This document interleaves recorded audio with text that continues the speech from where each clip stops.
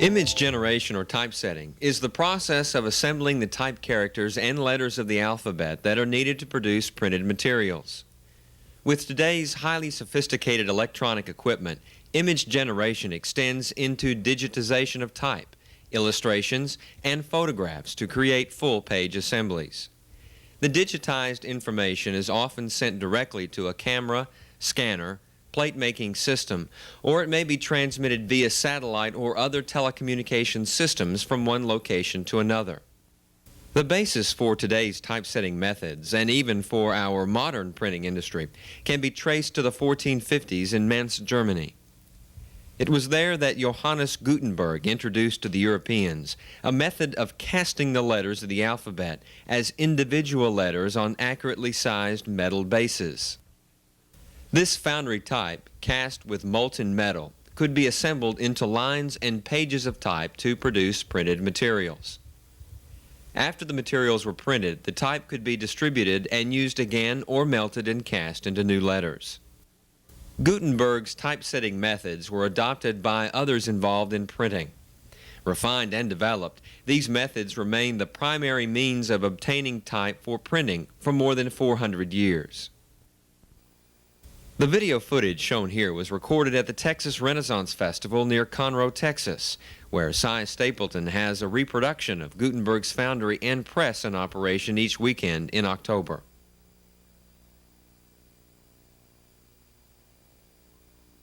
It was in the year 1886 that the work of another German inventor, Ottmar Mergenthaler, an immigrant to the United States, improved on Gutenberg's invention of individual type characters. Mergenthaler developed a machine called the linotype, which would assemble lines of matrices that had characters and figures used for printing punched into them. Molten metal forced into the assembled lines of matrices formed single lines of type that could be used in printing. The first machine used commercially was installed at the New York Tribune, where it was used for producing type for the daily newspaper. Shown here is the old blower linotype introduced in 1890. It is now housed in the Smithsonian Museum. The printing industry began to switch to the linotype, and similar machines introduced later, such as the Intertype, Monotype, and Ludlow, in order to meet their typesetting and production needs. These machines, called hot metal typesetters because of their use of molten metal to form type, served the industry well and were the primary means of obtaining type for 70 to 80 years. Several disadvantages associated with hot metal machines, coupled with advancements being made in printing processes, encouraged research into photographic methods of producing type. Many of the photos and video footage of hot metal machines shown in this video are from the files of the Government Printing Office, which used these machines extensively during the heyday of hot metal typesetters. The Intertype photo setter was field tested in the U.S. Government Printing Office in Washington, D.C. in 1946. It was introduced to the printing industry at a trade show in Chicago in 1950. This first-generation photo typesetter was basically a hot metal intertype with the hot metal casting assembly replaced by a camera unit which could mechanically photograph each character to be included in a line of type. The matrices for the hot metal machine were modified to include a negative that could be aligned and photographed. The photo setter was no faster than the fastest hot metal machine. It did offer an alternative to producing type by hot metal processes and was the first of a series of photo typesetting machines which have drastically altered the field of typography and typesetting. In a short span of 40 years, the concept of photographic typesetting evolved through several generations of photo typesetting machines, from a machine capable of producing 6 lines of newspaper type per minute to machines capable of producing several thousand characters per second. This machine, the Linotron 303, can produce 150 newspaper lines per minute. A wide assortment of speeds and capabilities have emerged to meet the needs of users with regard to machine cost and capacity. Early typesetting machines used a film negative of the letters and characters set up in various formats. Light was projected through the negative to form an image of the letters being photographed on light-sensitive paper or photographic film. Many of the earlier photo typesetting machines still produce quality type, although they are no longer produced by their manufacturer. They held a brief moment in the spotlight, and a long parade of typesetters has since been offered to the consumer under corporate banners such as Alpha Type, AM International Verityper, CompuGraphic, Harris, Penta, Photon, Singer, and many others. Today, instead of using a negative, many type composition systems use computers to store information about each letter and character on a floppy disk. Information is called out and sent to a processing center, or CPU, in the computer upon request. The CPU and laser printer generate high-resolution typeset images. Many personal computers have been adapted as keyboard input devices to drive typesetting machines. They require a software or hardware interface device or telecommunications modem with translation tables. Even though we have reached a high level of sophistication in image generation, today's typesetting procedures evolved from hand typesetting methods. A review of the procedures and terminology of hand typesetting will clarify some of the questions about why certain terms are used and why they appear on modern typesetting keyboards and in technical materials about typesetting. This segment is demonstrated with handset type so that the viewer can clarify terms used with modern typesetters and physically see what takes place automatically and electronically in the computers of photo typesetters and laser printers. This is a typical type bank used to store foundry type. It has a number of type cases which contain a variety of type styles and sizes.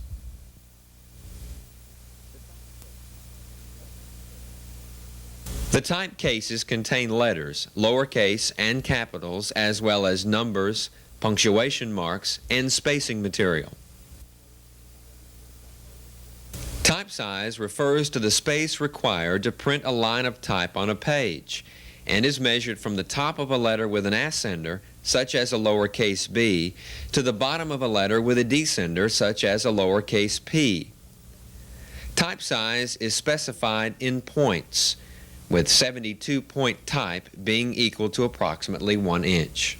For example, 18-point type will take up approximately 1/4 inch of space on a page.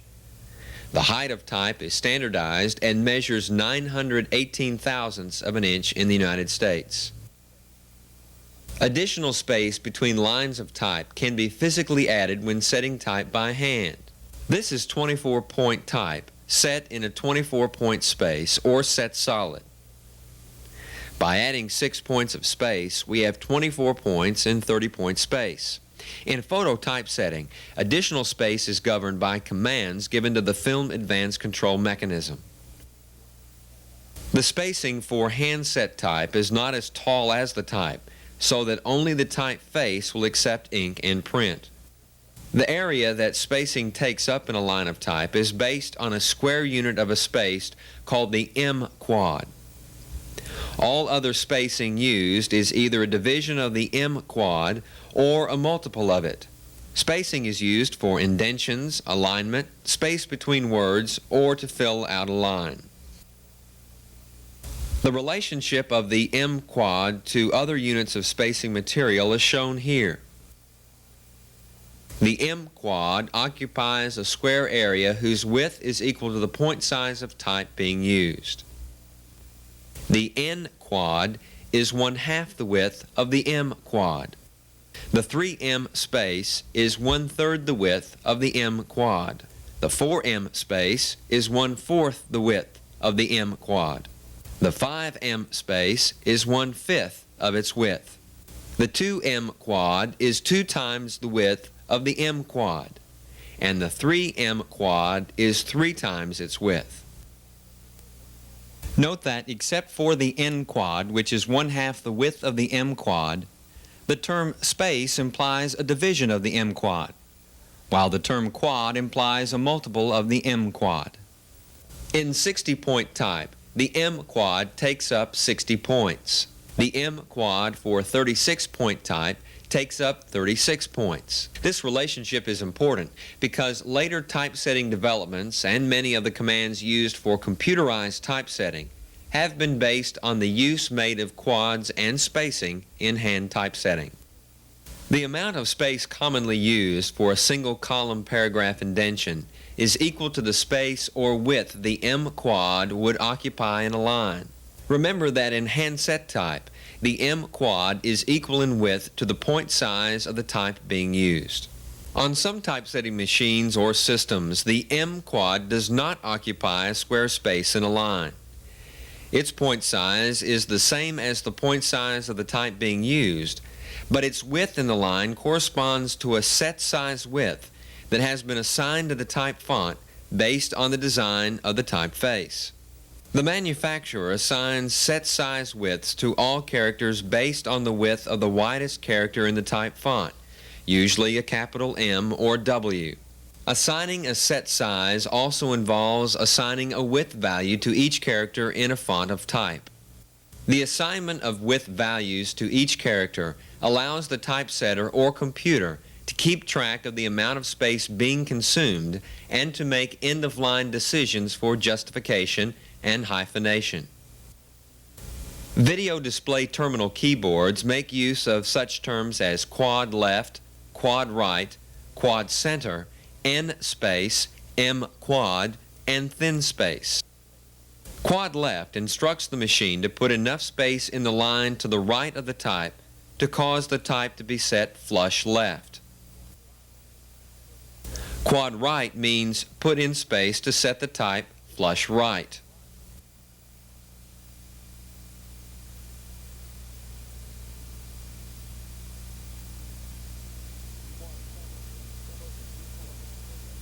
Quad center means put an equal amount of space on each side of the type.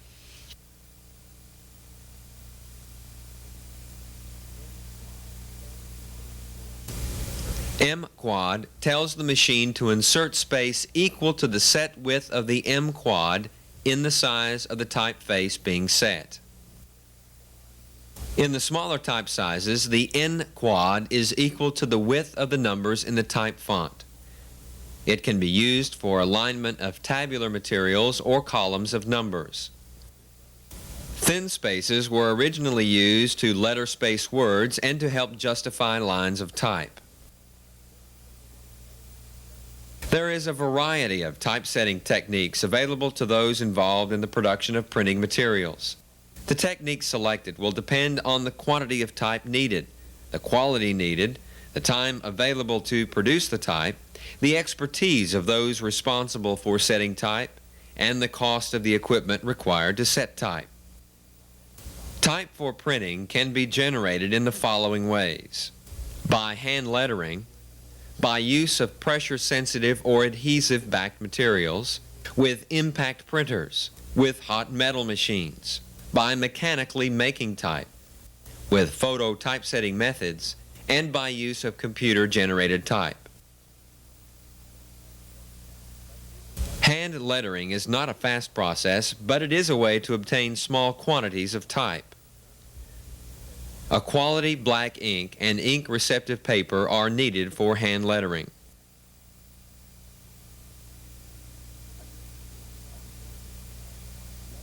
Again, for small quantities of type, letters may be obtained from previously printed pressure-sensitive or adhesive-backed materials. Some companies produce letters in different type styles and sizes for this specific purpose. Pressure-sensitive letters may be transferred from the base sheet onto the paste-up sheet by burnishing them off the base sheet. Adhesive-backed letters have adhesive on them and just need to be placed in position on the paste-up.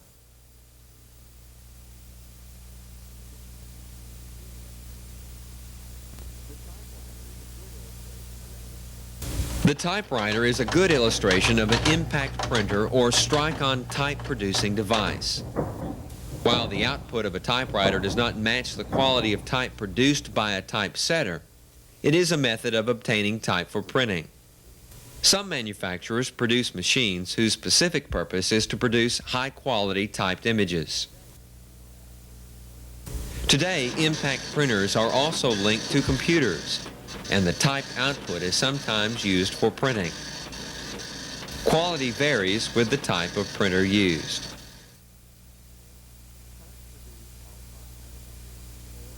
Type produced on hot metal machines or as foundry type is not as prevalent as in the past, but hot metal is a viable method of obtaining type. A high degree of skill is required to operate hot metal machines. Type can be made mechanically and used for printing by cutting it from wood, metal, plastic, or other materials. Several indirect methods of producing type are also available, such as stereotyping and photo engraving. These methods will not be covered in this video cassette. Photo typesetting machines were produced which appealed to a broad range of users. The simplest machines have been developed for the purpose of producing only a few lines of type, often for display purposes rather than for producing text materials. Direct entry machines allow the operator to work at the keyboard, while the typesetting machine interprets the keyboard signals and sets type. Other types of machines allow the keyboard operator to work independently of the typesetter, storing the information produced at the keyboard on a paper tape or magnetic disc. The current generation of photo typesetters depends upon digitized information stored on floppy disks rather than on a piece of photographic film. Digitized images can have very high resolution. Each character is composed of an array of horizontal and vertical lines. The examples show two ways the image is produced by the computer. Information from the floppy disk is translated to type by the image processing units of the typesetting machines. Through the use of newly developed laser technology, some personal computers direct the production of type with laser printers in a variety of typefaces that closely resemble types used in the printing industry. These desktop publishing systems do not match the image resolution and high typographic quality of the more expensive typesetters at this time. But the typesetting industry is moving toward the incorporation of the concepts introduced to the industry by desktop publishing.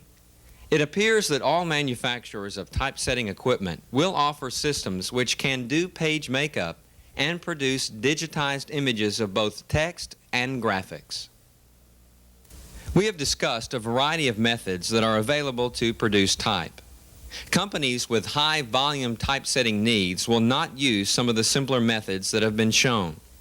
However, the range of needs in the industry is varied, and small companies and schools may find the information to be helpful. The video has not addressed specific typesetting machines because the skills required to operate the equipment change with the equipment being used, and the only way to address the issue would be to produce a videotape for each typesetting system, which is beyond the scope of this video presentation. A few typesetting requirements are peculiar to most methods and systems of typesetting. Computer-controlled typesetters must be given information which the machines recognize as the typesetting instructions. The instructions are called command language, and each system has a method whereby the commands are separated from the normal text keystrokes used to produce type. Instructions given to the computer can be very complex and take the form of a sophisticated computer program. But in order to set type, at the very least, they must include the following information which is needed for all typesetting methods.